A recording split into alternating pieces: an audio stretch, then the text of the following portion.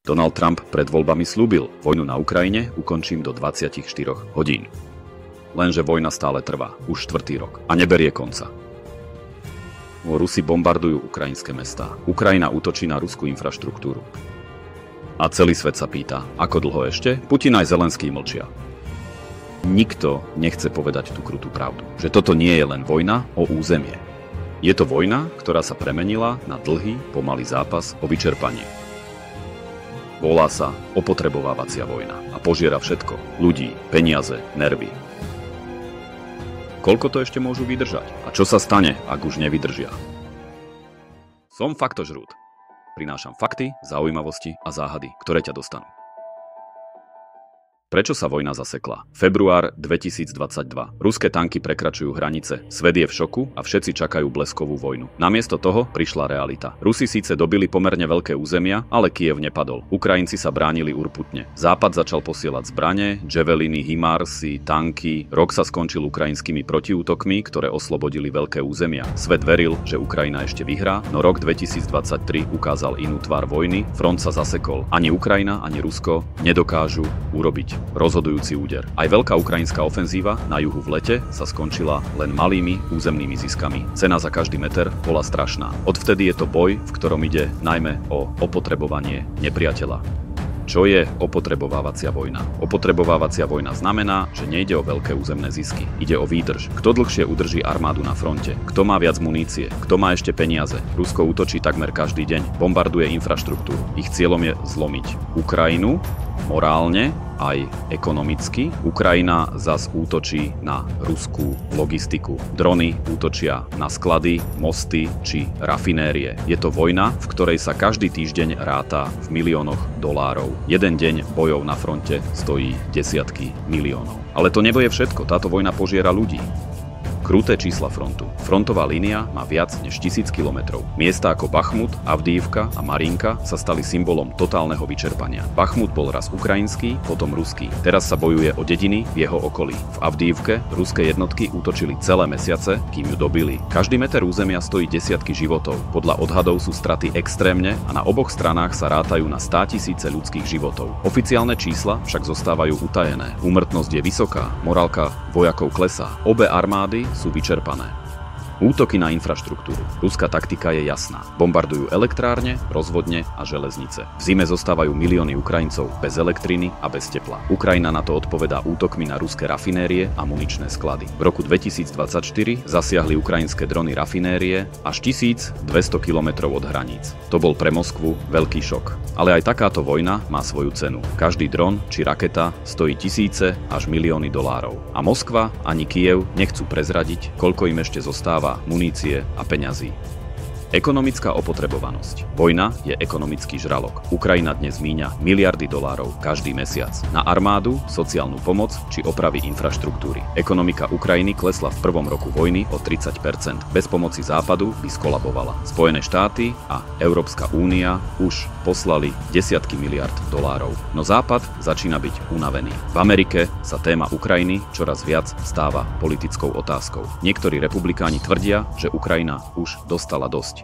Aj v Európe rastú protesty. Ľudia cítia infláciu a vyššie ceny energií. V Rusku vyzerá situácia inak. Oficiálne tam ekonomika rastie, ale len preto, že štát nalieva miliardy do zbrojárskeho priemyslu. No skutočné problémy sa skrývajú. Rusku chýbajú moderné technológie. Odišli desiatky západných firiem, inflácia rastie a s ňou aj úrokové sadzby. Ekonomika je na hranici stagnácie. Navyše sa Rusku míňa miliardový fond národného blahobytu, kam roky odkladali peniaze z ropy a plynu. Počas vojny z neho štát zaplatil rozpočtové diery aj vojenské výdavky. Bez týchto peňazí by sa ruská ekonomika mohla rýchlo zhoršiť. Putin síce tvrdí, že Rusko všetko zvládne, no aj tam sa peniaze míňajú.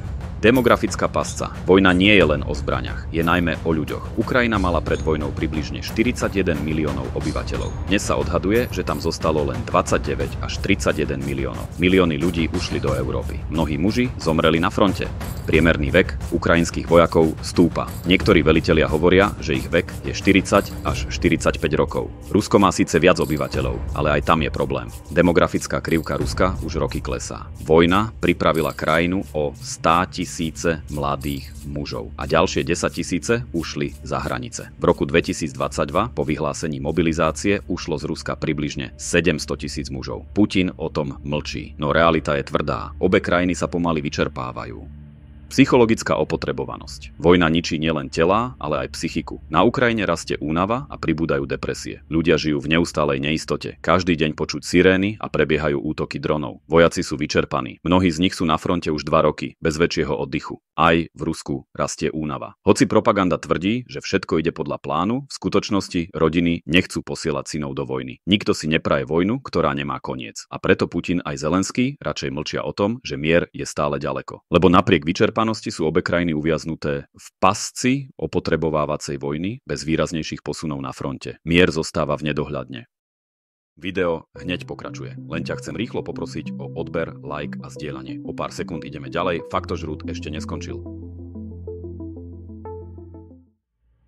Medzinárodné rokovania, fiasko. Na začiatku vojny to chvíľu vyzeralo, že príde mier. V marci 2022 sa v Istanbule stretli delegácie Ukrajiny a Ruska. Diskutovali o neutralite Ukrajiny a o bezpečnostných zárukách, no dôvera medzi nimi chýbala. Ukrajina už vtedy neverila, že Rusko dodrží svoje slovo. A Rusko nechcelo ustúpiť z obsadených území. Po masakroch v Buči a Irpini sa všetko zlomilo. Ukrajinci odmietli pokračovať v rokovaniach. Nedávne rozhovory pôsobia skôr ako fraška, ktorou chcú obe strany presvedčiť svet, že im ide o mier, najmä kvôli tlaku Spojených štátov a Donalda Trumpa. Medzi oboma krajinami panuje taká nenávisť, že akákoľvek dohoda sa dnes zdá byť takmer nemožná.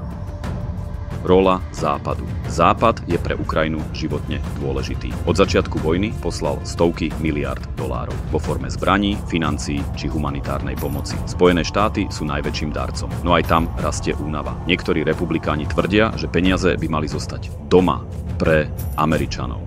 Donald Trump tvrdil, že vojnu ukončí do 24 hodín, no po mesiacoch sa nič nezmenilo. Aj Európa začína pociťovať únavu. Ľudia zápasia s infláciou, vysokými cenami energií a protestami farmárov. Ukrajina sa obáva, že podpora zo západu bude slabnúť. Západné krajiny však stále opakujú, že Ukrajinu neopustia. Ale otázka znie, dokedy to vydržia. Aj Rusko sa snaží presvedčiť svet, že všetko zvláda. Hľadá si nových partnerov, ako sú Čína, Severná Kórea či Irán. Ruská stratégia. Putin má svoj plán. Vie, že Ukrajina sama vojnu nevyhrá a že závisí od západu. Preto jeho stratégia nie je len vojenská. Je to stratégia dlhého opotrebovania. Čím dlhšie vojna trvá, tým väčšia je únava v Európe a tým viac politikov začne hovoriť o kompromisoch. Možno príde deň, keď Ukrajina zostane sama. To je Putinov cieľ. Nemusí zvíťaziť vojensky. Stačí mu, ak vydrží dlhšie. Ukrajinská stratégia. Ukrajina nemá inú možnosť, ako vydržať. Prezident Zelenský vie, že ústup by bol politickou samovraždou. Ak by priznal stratu území, mohlo by to oslabiť jeho podporu doma. Preto Ukrajina stále dúfa v nové zbrane, rakety a v dodávky stíhačiek. Snaží sa tiež vyčerpávať Rusko útokmi na logistiku, sklady či ropné rafinérie. Každý úspešný útok je signálom pre Západ, že Ukrajina stále dokáže útočiť a ešte sa nevzdala. No pravda je, že aj Ukrajina krváca a nikto nevie, ako dlho to ešte zvládne. Hrozba zamrznutej vojny. Existuje ešte jedna krutá pravda, o ktorej málo kto chce hovoriť. Aj keby vojna ustala z praktických dôvodov, z vyčerpania, nemusí to znamenať mier. Front by mohol tak povediac zamrznúť. Bola by to línia, ktorá sa prestane výrazne hýbať, ale za ktorou budú stále znieť výstrely. Rusko by mohlo udržať obsadené územia. Ukrajina by naopak trvala na ich navrátení. A hoci by veľké ofenzívy skončili, vojna by pokračovala v hybridnej forme. Útoky dronov, sabotáže, kybernetické útoky či občasné ostreľovanie. Neustále by to pripomínalo, že skutočný mier ešte nenastal. To je scenár, ktorého sa všetci obávajú, pretože by znamenal, že Ukrajina aj Rusko budú ešte dlhé roky žiť vo vojne. Možno tichšej a menej intenzívnej, ale stále smrteľnej. A svet by sa možno prestal pozerať týmto smerom, pretože vojna, ktorá sa len vlečie, už nepriťahuje titulky novín. A to by bola tá najnebezpečnejšia pasca. Vojna, ktorá nikdy neskončí, len utíchne, ale stále tam bude tlieť. Ako dlho ešte? To je otázka, ktorú si mnohí nechcú položiť nahlas. Ako dlho bude táto vojna ešte trvať? Generáli hovoria, že možno ďalšie 2 roky, možno 5, možno ešte dlhšie. Ekonomickí experti varujú, že Ukrajina neprežije bez peňazí zo západu. Politici v Európe sa boja povedať svojim voličom, že vojna bude stáť ďalšie miliardy. A Putin sa tvári, že má čas. Tvrdí, že Rusko všetko vydrží. No aj tam sa čas neúprosne kráti. Každý padlý vojak a každá zničená továreň znižujú schopnosť krajín bojovať ďalej. Mier je zatiaľ v nedohľadne a hrozí, že z opotrebovávacej vojny sa stane konflikt, ktorý potrvá celú dekádu. Krutou pravdou zostáva, že vojna sa mení na maratón. Obe strany dúfajú, že tá druhá padne skôr. No, kým sa tak stane, všetko sa platí krvou.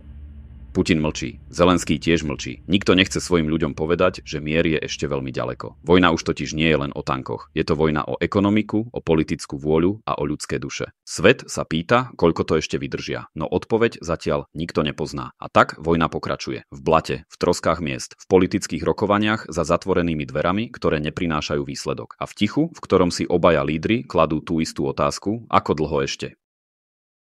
Faktožrút sa na dnes lúči, ale záhady nikdy nespia. Uvidíme sa čoskoro. A nezabudni dať odber, aby ti neušla žiadna ďalšia záhada.